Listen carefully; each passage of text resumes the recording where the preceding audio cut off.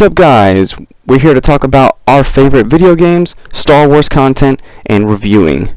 This is Emperor John Kill 3D here with the Clone Commandos update review. I apologize that this video is late. I have had a couple of different changes going on, transitioning my channel from the old John Kill 3D gaming to now being just Emperor John Kill 3D. A hybrid channel being 75% Star Wars and 25% regular gaming, just to break up the content. The Clone Commandos update hit us in September. I am quite surprised at what was on offer here. If you don't currently have Battlefront 2 and you were waiting for it to get better, this is the time for you to jump back in. The game is dirt cheap now, but with the content at its disposal currently, it's now become the game that it should have been at launch, and I fully agree with that. A lot of missing things that we needed the first time were saved for later, but I guess this is what kept the game afloat, along with a new mode, cooperative mode, playing as the Clone Commandos in capital supremacy in instant action to get some practice. It feels more like you can use instant action in a sense that it's on a reduced scale. And what I mean by reduced scale is it's only the capital supremacy maps of the Clone Wars. But you can actually change the AI difficulty, and the game in this instant action mode is very challenging. You know they're going to be adding more to it due to its success now. People really like this mode, and unlike the original Battlefront games, which is, I can't believe I'm saying this, it does one thing that's better: AI controlled hero bots that you can adjust the difficulty. You can customize the matches how you want them to be. Do you want them to be long? Do you want them to be medium length, fast, the battle point ranked, heroes, different faction? You know, this is a test the waters type of thing. But this mode is not only great for original fans who are trying to hope that this game becomes close to the original, which it will never be. Let's admit that it'll never be. But Star Wars fans alike, the ones who criticize the game and the ones that actually do like this game, can both agree that instant action gives us a sense that if you're new to the game, you not only have nostalgia, you get the training to play this game. You get practice playing capital supremacy. Now, the only thing it does not do is take you to ship to ship. Now, co-op mode was an unexpected surprise, but a welcome one at that.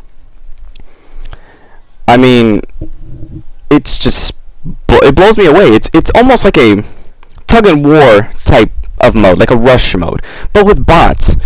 This mode provides you actually great fun if you just want to get in and just have some action, you know, without having to battle for the hero. Like people trying to play as the heroes or different units. You don't have to fight with multiple players or get lucky to use a hero. In this mode, 4 players go in against an army of bots and an army on each side. You have your bots if you're the separatists, you have your bots if you're the clones. And enemies spawn AI bots, and the AI actually gets difficult. This is something I had to learn in-game myself playing live. The AI bots get more and more difficult as each match you play. Let's say if you played the droids on Geonosis, and then in the next round you played the clones on Felucia. The droids would be harder, or the clones would be harder, depending how the match will turn out. Because sometimes I've lost these co-op mode matches thinking I can just go in and wreck house, but even as a hero, it's very challenging for you to do. Co-op mode feels like Battlefield's rush mode. Let's just be real. It does, because it comes from DICE. The difference here is I feel the rush mode mechanic of tugging back and forth for command posts, pushing forward, pushing back, pushing forward, pushing back, works well for Star Wars. This is something that I did not expect to do well for Star Wars, and this was a mode I did not expect, period. It was an unexpected addition. This mode can also provide players with a sense of practice with friends. You can get in Test each unit out. If you have a squad of 4 friends and go into this mode, you're going to have a ball. And believe it or not, you actually have a ball just going in by yourself and playing with random spawns or random people. You can just push the maps or get pushed back. But I do have an issue with this mode. I'm not going to praise it entirely.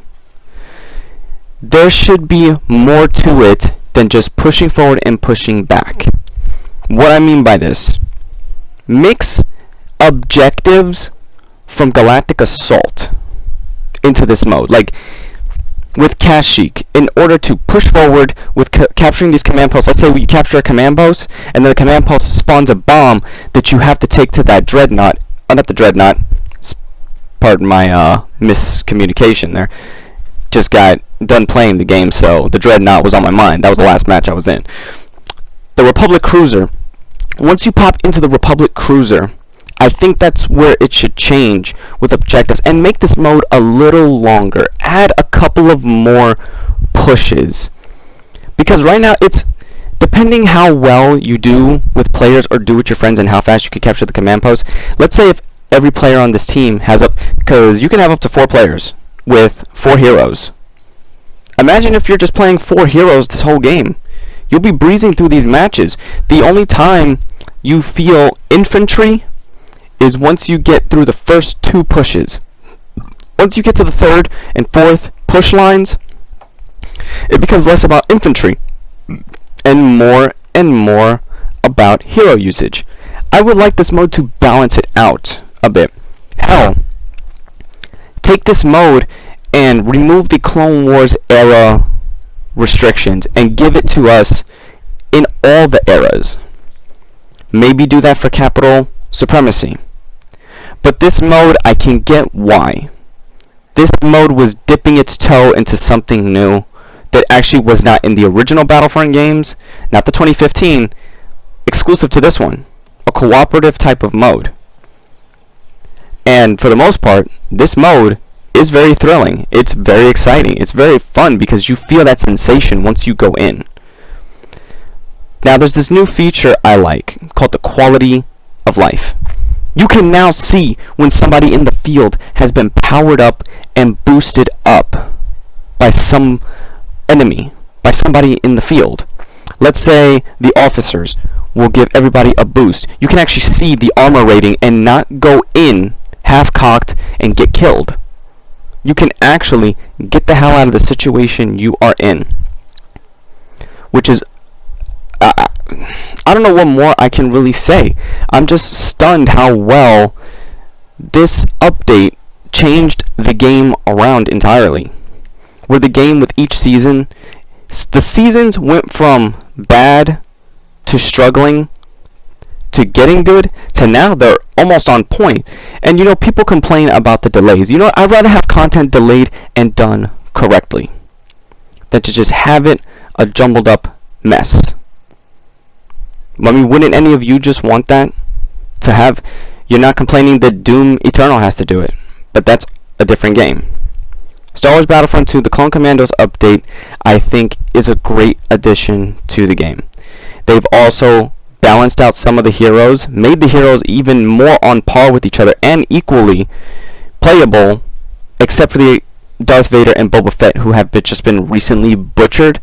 But since I really don't use them anymore, they're not a problem for me. But for the fans of those characters, I can understand why it's a problem for you.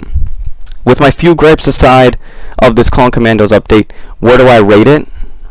I give the Clone Commandos update an 8 out of 10. It still has a little bit more tweaks and bugs that need some finesse to be carried out. But that's all I gotta say. This is your Emperor. Catch you all next time.